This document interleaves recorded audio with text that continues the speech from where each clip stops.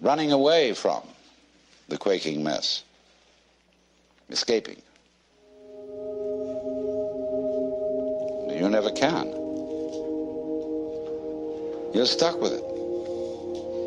There's nothing you can actually do to transform your own nature into unattached selflessness, because you have a selfish reason for wanting to do it. Well, it's pretty depressing, isn't it? You mean to tell me that the only people who get really enlightened and liberated are those whom the grace of God somehow hits in an arbitrary way, and all you can do is sit around and wait? Well, let's begin with that supposition. Let's suppose there's nothing we can do to change ourselves.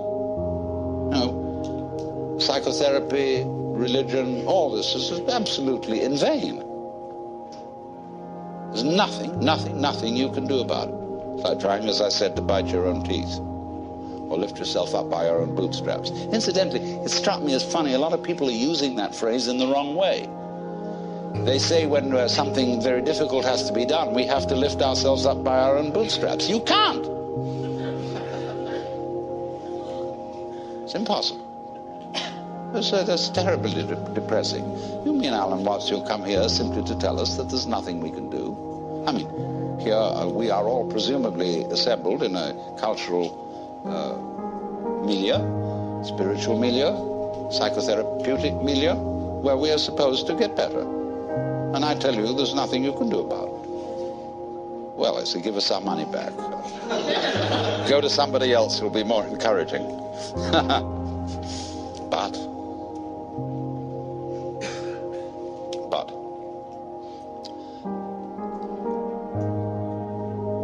what does it mean that you can't do anything about it?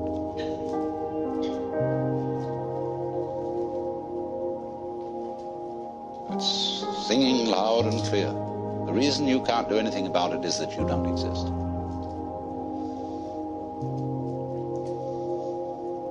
That is, as an ego, as a soul, a separate will, just isn't there. Well, when you understand that, you're liberated. They say in Zen, you cannot take hold of it, nor can you get rid of it.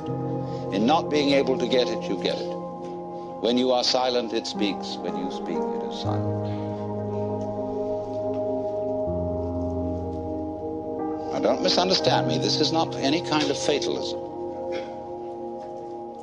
When I say you as you conceive yourself to be, that is your ego, your image of yourself, isn't there. It doesn't exist. It's an abstraction. It's like 3. Did you ever see 3? It's plain, ordinary 3? No, nobody ever saw it. It's a concept. It's a vikalpa. So in the same way as oneself.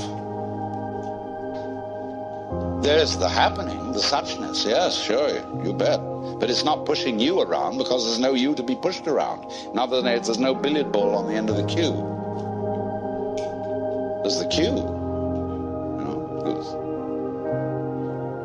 it goes this way and goes that way. They call a Buddha a Tathagata, one who comes or goes thus. This way and that way, see? He went that way. So, this illusion of the persecuted ego who is pushed around by fate, it's altogether disappeared. And so, likewise, the illusion of the ego who pushes fate around has also disappeared. There's a happening. So, in this, do you see what has happened? By dying to yourself, by having become completely incompetent and found that you don't exist, you're reborn.